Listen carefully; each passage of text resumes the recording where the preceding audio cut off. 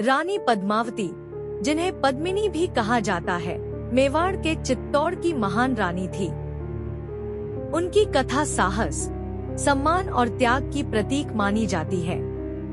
कहानी के अनुसार रानी पद्मावती का जन्म सिंहल द्वीप, आज का श्रीलंका, में हुआ था।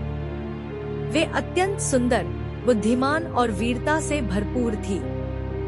उनका विवाह चित्तौड़ के राजा रावल रतन सिंह से हुआ। रानी की सुंदरता की चर्चा दूर दूर तक फैली। यह बात दिल्ली के सुल्तान अलाउद्दीन खिलजी तक पहुंची। कहा जाता है कि उसने रानी को पाने की लालसा में चित्तौड़ पर आक्रमण कर दिया।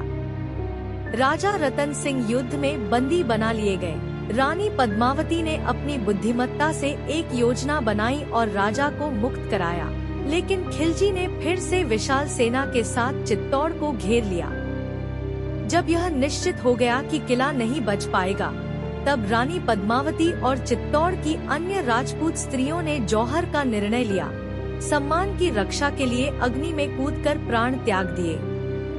पुरुषों ने केसरिया बाना पहनकर अंतिम युद्ध किया।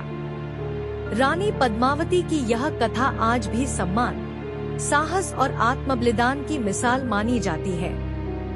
जौहर और साका के बाद चित्तौड़ की भूमि वीरों के बलिदान की साक्षी बनी। जब युद्ध समाप्त हुआ तो दिल्ली की सेना को किला तो मिल गया, लेकिन राजपूतों का स्वाभिमान नहीं टूट सका। कहा जाता है कि आक्रमणकारी को विजय के बाद भी संतोष नहीं मिला, क्योंकि जिस रानी को पाने की लालसा थी, वह सम्मान की रक्षा के लिए अग्नि में समा चुकी थी। समय बीतने के साथ चित्तौड़ फिर से बसा। राजपूत परंपराओं में रानी पद्मावती का नाम आदर्श नारी, धैर्य और सम्मान के प्रतीक के रूप में जीवित रहा। लोक गीतों, कथाओं और मेलों में उनकी गाथा सुनाई जाती रही, ताकि आने वाली पीढ़ियां यह समझ सके कि शक्ति केवल तलवार में नहीं, बल्कि आत्मसम्मान में भी होती है।